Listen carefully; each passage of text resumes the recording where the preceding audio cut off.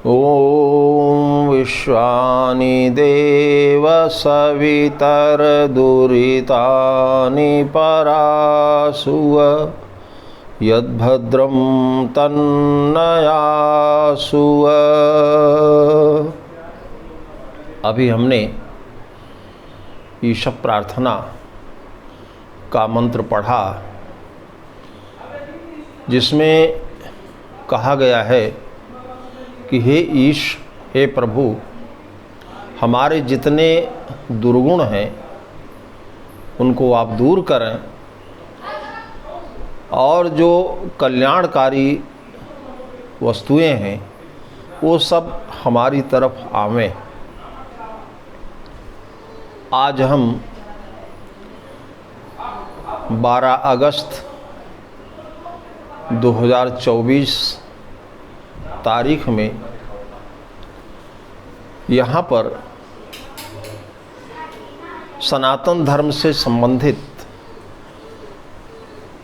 आचमन विधि तथा पवित्रीकरण के विषय में बोलने चल रहे हैं।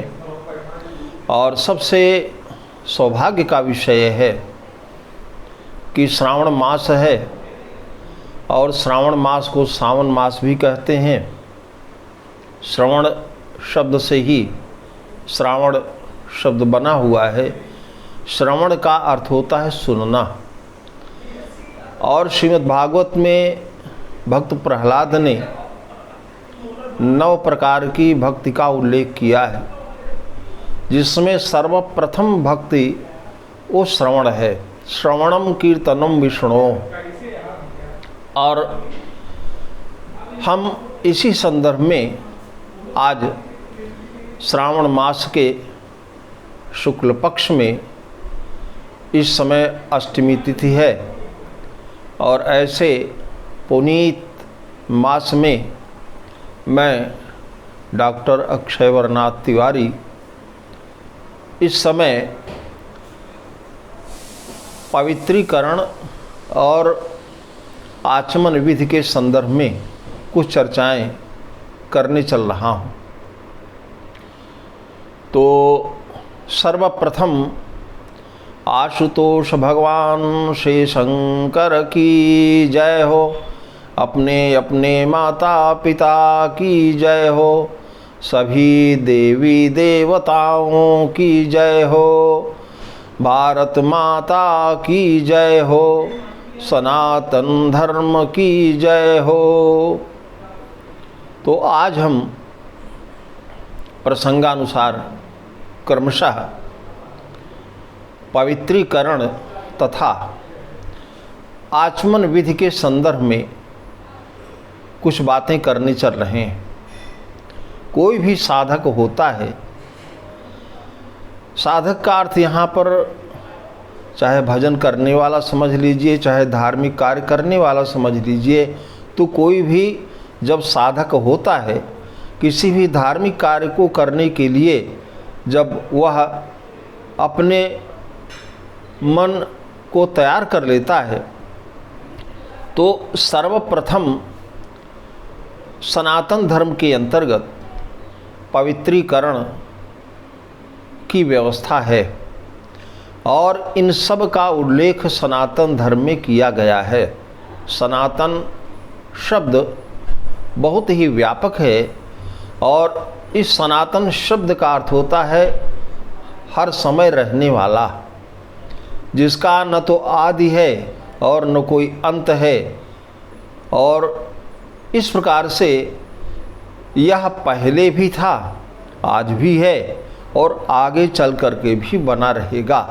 तो ऐसे सनातन धर्म के अंतर्गत यह व्यवस्था दी गई है धार्मिक कार्य करते समय कि साधक अपने को पवित्र कर ले। और हम अभी मंत्र पढ़ेंगे तो उसमें ये भी आया हुआ है कि पवित्र हो तब भी पवित्र कर ले। तो इस मंत्र के द्वारा ये पवित्र करने का विधान यहाँ पर बताया गया है। तो सर्वप्रथम ये चाहिए कि व्यक्ति अपने वाम हस्त में बाएं हाथ में जल को धारण कर ले।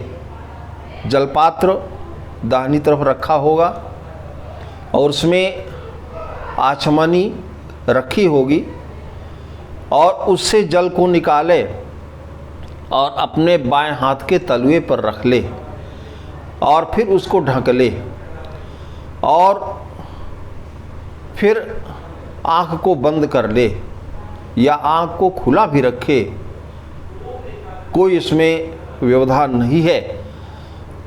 दूसरी बात ये भी है कि साधक दक्षिण की तरफ मुंह न करे, इसके अतिरिक्त पूर्व, उत्तर और पश्चिम किसी भी दिशा में वह अपने मुंह को करके और आसन पर बैठ जाए। और जब उसने अपने हाथ में जल ले लिया तो उसके बाद वह मंत्र पढ़े। ये कार्य सबको करना चाहिए। हम देखिए बराबर ये समझ लीजिए कि हम हाथ में जल लिए हैं और हाथ को ढके हुए हैं और चर्चा भी कर रहे हैं। इस कार्य को बिना किसी भेदभाव के नर नारी दोनों कर सकते हैं, इसलिए कि हमारे सनातन धर्म में कहा गया है कि हमारे यहाँ कोई भेद नहीं है। स्त्रियाँ भी यह कार्य कर सकती हैं, पुरुष भी कर सकते हैं। हम आपको बताएं कि वेद के अंतर्गत एक वाक सूक्त है जिसकी देवी वाक हैं, तो बिना किसी भेदभाव के ये व्यवस्था दी गई है। तो हम अपने बिंदु पर आ रहे हैं कि पवित्रीकरण कैसे होता है। तो हाथ में जल को ले लिया और ढक लिया और उसके बाद मंत्र को पढ़ना आरंभ कर दिया। ओम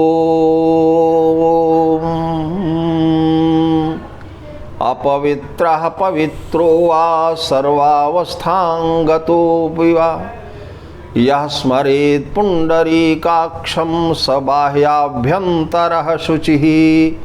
इस मंत्र को पढ़ ले और मंत्र को पढ़ करके उस जल को ले करके और 3 बार ओम पुंडरीकाक्षः पुनातु, ओम पुंडरीकाक्षः पुनातु, ओम पुंडरीकाक्षः पुनातु।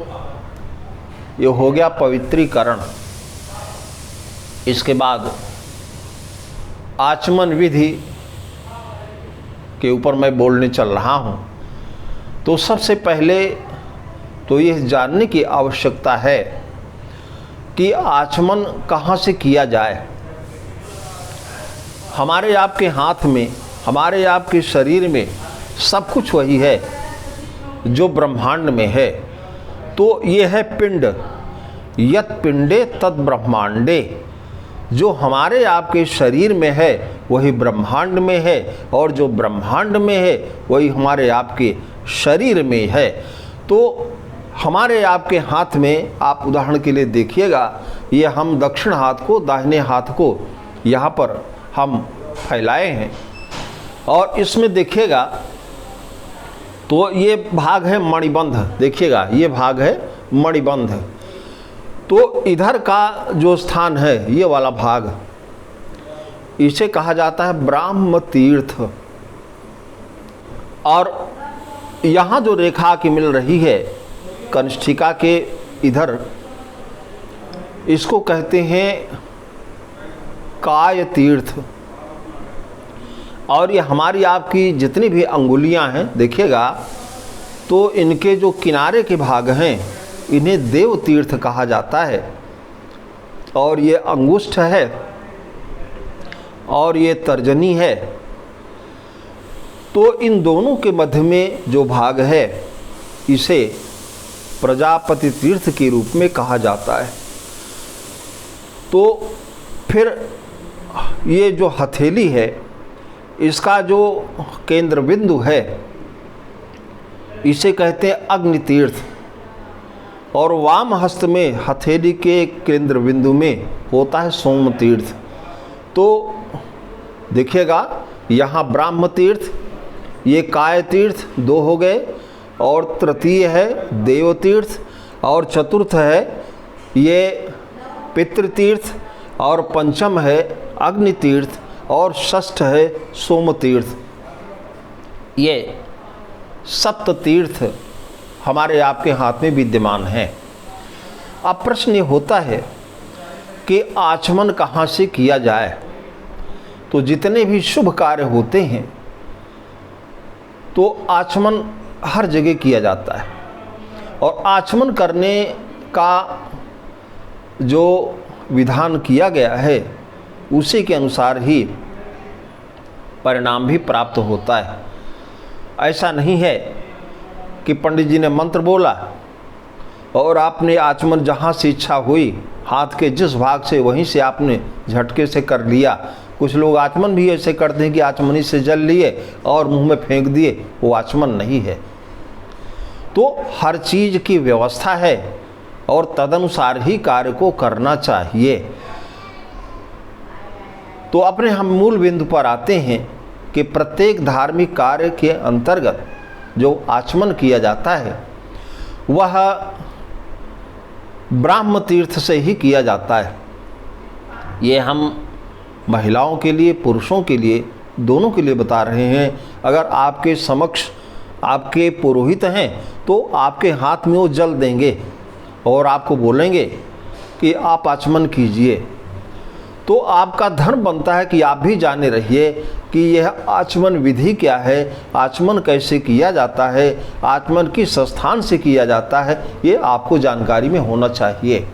तो जैसे पंडित जी ने आपके हाथ में जल को दिया, या आप अकेले बैठ करके संध्या वंदन आदि कर रहे हैं, तो आपको चाहिए कि अब आप अपने बाएं हाथ से